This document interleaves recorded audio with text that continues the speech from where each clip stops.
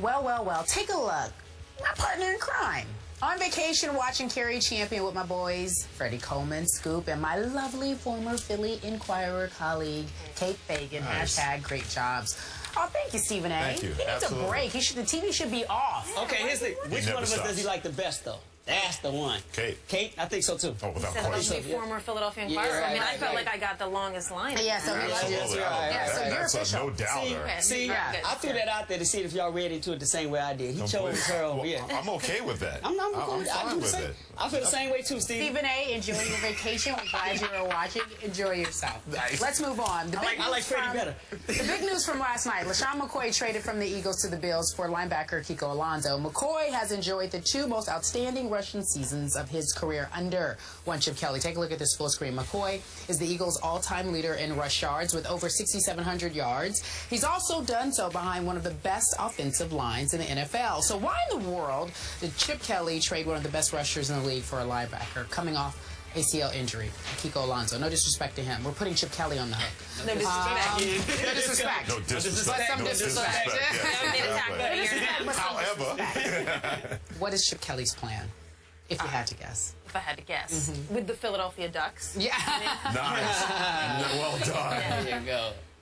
He's got to sign Macklin. That's what I'm hoping. I hope he brings him back. He's got to do something about that secondary. Because all last season watching them, they were giving up big plays. They need somebody with some speed there that can be multi-purpose. So when they blitz, and that guy can also get back. So, you know, they put the franchise tag on McCourty, but I was thinking they would sign him, some guy like that, spend some money there. Obviously, you need a running game now.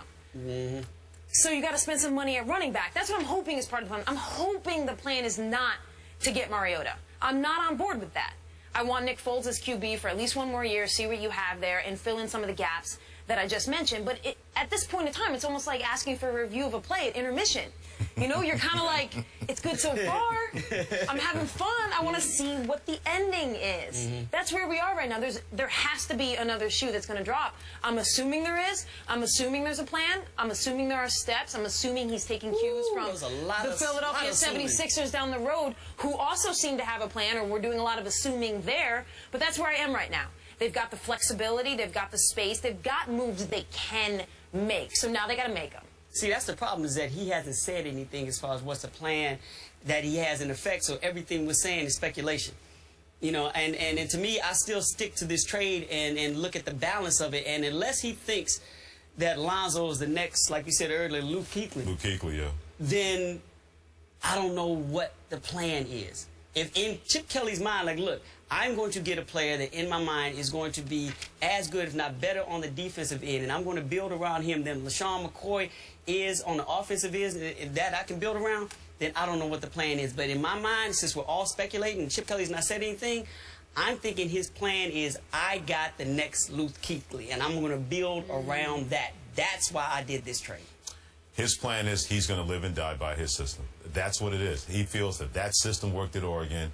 He always wanted to try it in the National Football League. Well, now the great lab experiment begins now, because now he doesn't have any excuses. He can't say, well, I tried to win with Andy Reid's players, although he did win with Andy Reid's players. Yes. So now he wants to bring in his own guys. He feels, if I'm going to win, if I'm going to do this, I'm either going to do it my way or I'm not going to do it at all. He's not going to do it at all. There's a reason why they gave him control of the operation. The Eagles ownership said, all right, you don't think you and Howie Roseman can work together? Okay, we're going to demote him as general manager. You bring in your own general manager. But, brother, you better make this work. Because if you could have heard sports talk radio in Philadelphia last night, there was a 72-year-old woman that called me last night, Helene from Philadelphia. She said, Freddie, this team hasn't won a championship since 1960. I'm too old to wait. You know, the Eagles are now in no-wait mode anymore. Okay, look, you want to bring in your own players? Here's your timetable. But you better make this work. He's going to run his system because he feels he can plug and play anybody in. That's his plan. That's been his plan all along. He finally got an opportunity and a window where now he can really try to see if it's going to work after being with the Philadelphia Eagles the first 2 years.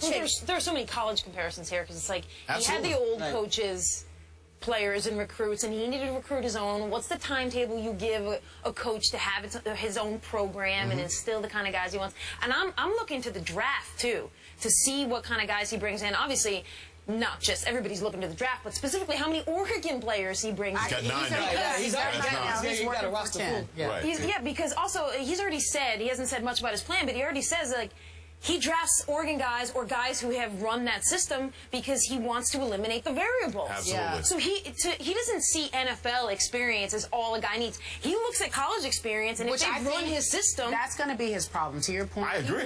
He wants everyone to do what he says, and he wants to believe that he's going to come in. And remember, early on when he was getting the job, there were whispers of him revolutionizing the NFL offense. And so he wants to be seen as the genius. Right, but how many times we heard revolutionize the NFL offense? If the revolution lasts for like a couple of years and everybody adjusts. Seriously, everybody thought the 46 defense was going to change the game forever. Everybody adjusted the Chicago Bears. You got to have the players. You got to have the players to make this work. So he believes that he can bring those players in to make it work. And Kate, you're exactly right from the standpoint of it's a college system. You can plug and play. He feels he can make it work. But you know what? You can be the greatest coach in the world. If you don't have studs, you're just a guy that tried to revolutionize the NFL, and like a lot of other people, it didn't work. Can I ask you, are you surprised that Jeff Lurie's allowing this to happen?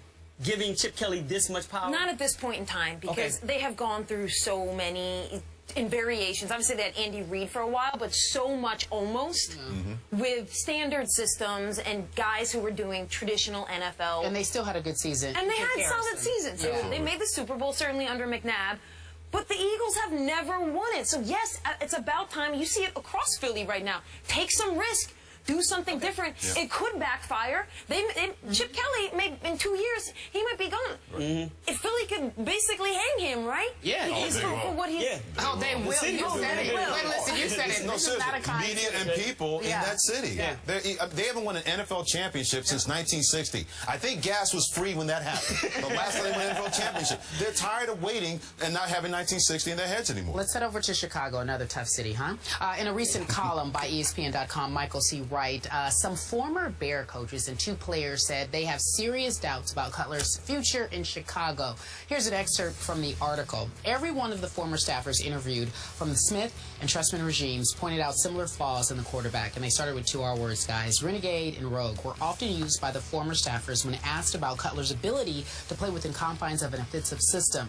They all questioned Cutler's leadership abilities. One former staffer said McCown was the offense's leader in the locker room during his final season in Chicago, adding that for Cutler, quote, it's just not him to embrace such a role. Cutler signed a very lucrative 7-year deal before last season, $54 million guaranteed. How long of a leash should Cutler have in Chicago, Scoop? I'm thinking at least 8 games. You know, I think Fox is coming in there. This is his first time with the organization. He needs to at least get a feel for what Cutler can do, how the relationship's going to grow, what he's able to do with this team. You know, was this all about Mark Trestman and the regime before? He at least needs to give them 8 games. I'm thinking if they're 6-2, 5-3, it'll be fine. But if they're 2-6, you know what I'm saying? Then it may be done. It may be over. But you're dealing with a new coach coming into a system where, like you said, $54 million guaranteed. They still have $31 million left to pay him. That's a hard sell to the front office saying, you know what? I'm coming in. I don't like this guy. All the players are dogging him. They don't want him back on. That'll make it the organization like, look, that's still 30. The players can talk all they want to. We still have $31 million. You're going to watch him play. You're going to at least give us 8 games before we cut this 30. So, least is short, but at least half a season. To me, being in Chicago, at least half a season. Okay.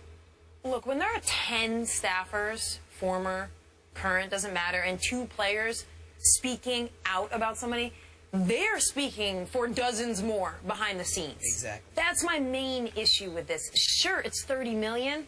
That's a tough number to get ownership to swallow, to make a guy go away. But at the same time, they're not winning with him. And they're not going to, I'm not asking them to bring in some quarterback and pay him $20 million on top of what you're paying Cutler. Bring somebody in, pay him $1 million to get you through a season that nobody's thinking you're going anywhere anyway, and get rid of Cutler. I think he's got to be gone. I just think when there's so many people speaking out, you've got a major problem. But when? When do you do this? So far, nobody said anything in support of him, right? And that kind of silence is speaking pretty loudly right about now with a guy that you tagged as your franchise quarterback, and you don't have your new coach coming in and saying, he's our guy. Right. To me, that means they're still thinking about it. They're still talking about it. When? I mean, Freddie, same question. What do you think is happening? That's a good question. When? Because we can say 8 games, we can say 4 games to 10 games. Nobody's saying 3 years, No one's saying 3 years. No one's saying after this year because this is why this is who Jay Cutler has always been. He was like that in Denver, and he was like that when he got to Chicago, and somebody had the temerity to say, let's give him a 7-year, $126 million extension because they were seduced by the fact he has a great arm, and they feel that he can work around that guy and make it work. You got Matt Forte and Brandon Marsh and Alshon Jeffrey on your team, and you're not quarterback enough to get those guys to football and make that work.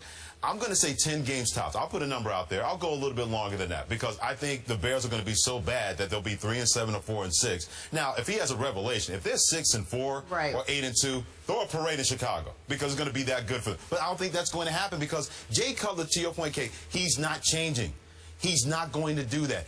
Whoever spoke, you're right. They were speaking for dozens of saying, you know what, we can't win with that guy.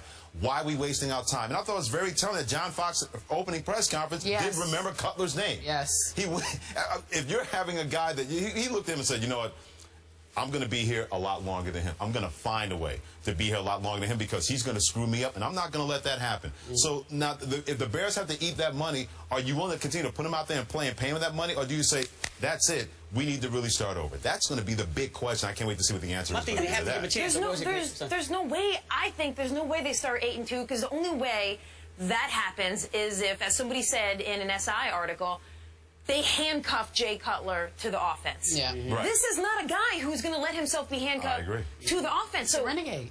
He's always been divisive, as you mentioned. So whatever solution they might have, they have a personality who's not going to even allow that one solution to work. And you can make the comparison, right, to A-Rod and the Yankees right now. They owe him a ton of money for a player who's completely unlikable. So why not cut and run? Yeah, but that's a lot because you're setting a precedent there. Like, you pay A-Rod that money and say, go ahead and do what you have to do. You don't even want to go down that road. And right, and that money does not count against the Yankees salary cap because they don't have one. So they pay him $61 million for the next 3 years to just have done with it. But the NFL, you can do that, and then you got to worry about the dead cap money that's going to affect and hamstring your franchise. And can I throw just one more thing out there is that if you give a coach coming in this type of power, you may have another problem. You may have another Jay Cutler problem with the coaching situation. Where you allow a coach that hasn't even been with the team to come in and tell you that you got to throw away $31 million and I'm not going to do anything with this quarterback. If you give him that straight up and don't even make him look at the quarterback, you're setting up for another, Fox could be there. In 3 years, we're having the same conversation. Yeah, the same conversation because now you gave him too much too soon. Watching college ball last night? Yep. Absolutely. How fun was that last night? Kentucky remains perfect after a close game. Freddie called that one again. He's all trying to be all-knowing again. No, just lucky. That's right. He was lucky. He doesn't know. Anyway, should they be encouraged or discouraged? We talk about it after the break. Kate Fagan, Scoop Jackson, Freddie Coleman, hanging out at the desk. Thank you guys so much for being here. Let's rub his head for good luck. On the Hook is brought to you by Bass Pro Shops. Your adventure starts here.